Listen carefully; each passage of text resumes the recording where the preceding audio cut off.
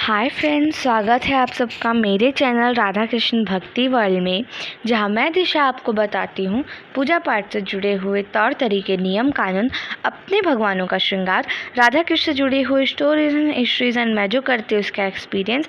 So friends, जय श्री कृष्णा, राधे राधे, रखुमाई जय सत्यभामा सुंदरी। और आज मैं आपको बताने वाली हूँ राधा कृष्ण के विरह के बारे में।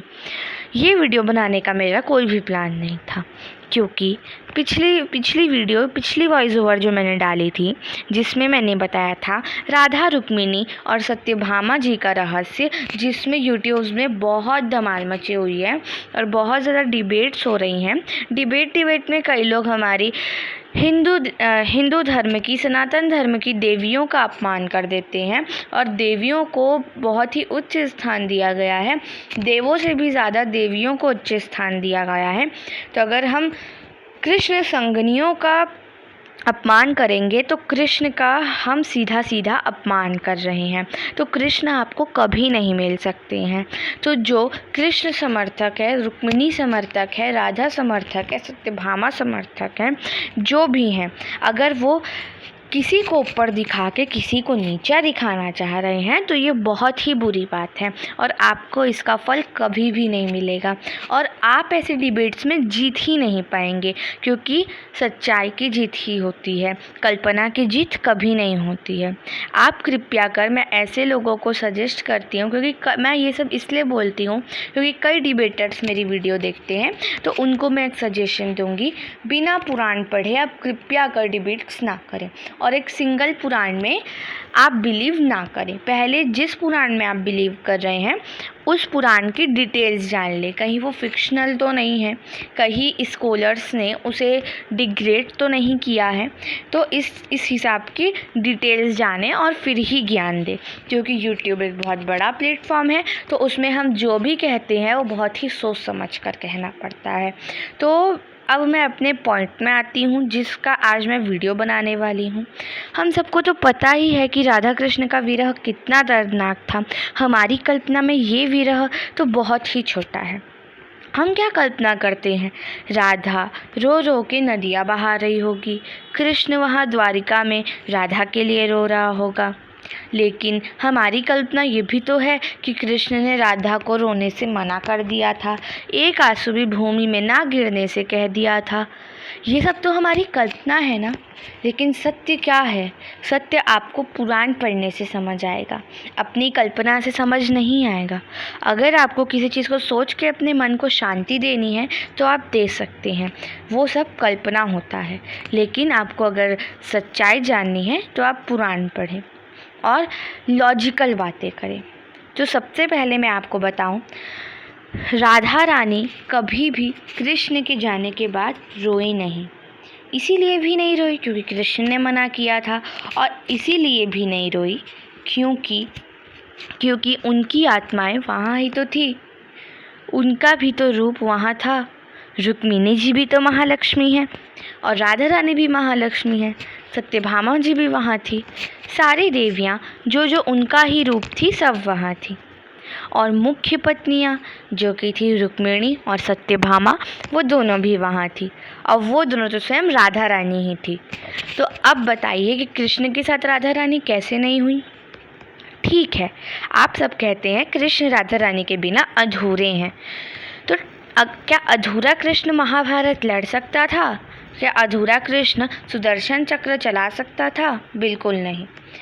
पहले के ज़माना क्या, आज के भी ज़माने में स्त्री को बहुत उच्च स्थान दिया गया है। स्त्री पुरुष की शक्ति होती है, उसके बिना पुरुष कोई भी युद्ध नहीं लड़ सकता है।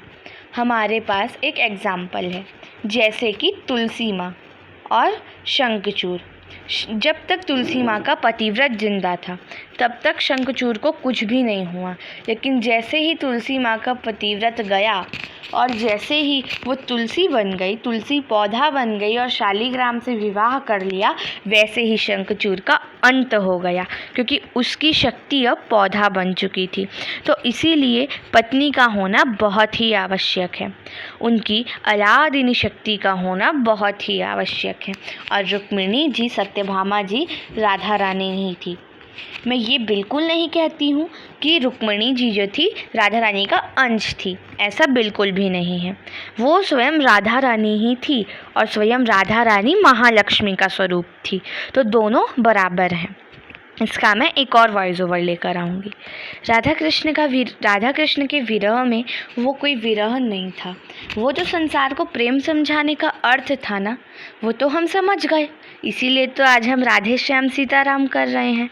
लेकिन सत्य का था, अगर हम सब कुछ समझकर स्पिरिचुअल वर्ल्ड में जाएं तो हमें सत्य ये मिलता है कि राधा रानी और कोई नहीं, कृष्ण की अलादिनी शक्ति थी, उनकी स्वयं शक्ति थी।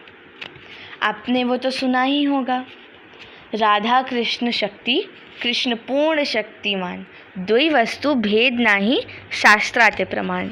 मतलब राधा रानी कृष्ण जी की शक्ति है और कृष्ण पूर्ण शक्तिमान है, दोनों में भेद नहीं है, शास्त्र के पास ये प्रमाण है।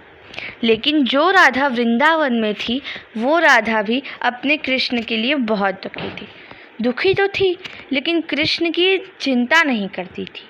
अब कृष्ण के बिना वृंदावन तो सूखा ही हो गया था ना। और इसका भी मैं एक वीडियो बनाऊंगी कि कृष्ण के जाने के बाद वृंदावन का और गोकुल का और बरसाना का क्या हाल हुआ। और बात रही हमारे कृष्ण की, तो वो द्वारिका में अपनी रुक्मिणी के साथ थे, अपनी सत्यभामा के साथ थे, और वो दोनों और कोई नहीं, राधा रानी ही थी। ये आप अगर शास्त्रों को ध्यान लगाकर पढ़ेंगे तो आपको ये बात समझ आ जाएगी कि शास्त्र सीधा सीधा यही ही कहना चाह रहे हैं। राधा रानी और कृष्ण जी दोनों ही हैं, राधा रानी और कृष्ण जी एक ही हैं, उनके बीच तो और भी नहीं आ सकता। राधा कृष्ण ये दोनों के अंतर, दोनों के बीच में कोई भी अंतर नहीं है। और विरह कैसा, राधा रानी तो कृष्ण के हृदय में है, कृष्ण के कण कण में श्री राधे है। तो आप बताइए कैसे हुआ राधा कृष्ण का विरह? नहीं हुआ ना। बस राधा कृष्ण का विरह तो कभी भी नहीं हुआ। ये सब दिखावे थे कि कृष्ण का राधा रानी से दूर होना, ये सारे तो दिखावे थे ना। क्या लक्ष्मी नारायण को पता नहीं था? लक्ष्मी नारायण को ये अच्छे से पता था कि मनुष्य अपनी जो कल्पना वो कर सकते हैं, उस हिसाब से यही ही सोचेंगे। और हम सब समझ गए हैं ना प्रेम। तो जय श्री राधे श्याम। हम सबको प्रेम समझाने के लिए इन्होंने ऐसा किया, लेकिन इनका विरह तो असल में कभी हुआ ही नहीं था। ये राधा रानी रुक्मिणी और सत्यभामा का रूप लेकर कृष्ण के ही तो साथ थी। और पिछली वीडियो में मैंने कहा था कि ये आत्मा से एक है, शरीर से ये तीनों अलग अलग हैं, आत्मा से ये तीनों एक ही हैं। रुक्मिणी, सत्यभामा और राधा शरीर से अलग अलग हैं, आत्मा उनकी एक ही है। तो आत्मा जब एक ही है तो कृष्ण को तो उनकी राधे और राधे को तो उनका कृष्ण तभी मिल गया था जब कृष्ण ने रुक्मिणी सुकुमारी को हर लिया था और सत्यभामा को भी पा लिया था। तो ये बात यहीं ख़त्म हो जाती है। विरह तो राधा कृष्ण का कभी नहीं हुआ था। कृष्ण के कण कण में राधा है, कृष्ण के हृदय में राधा है, कृष्ण के दिमाग में राधा है।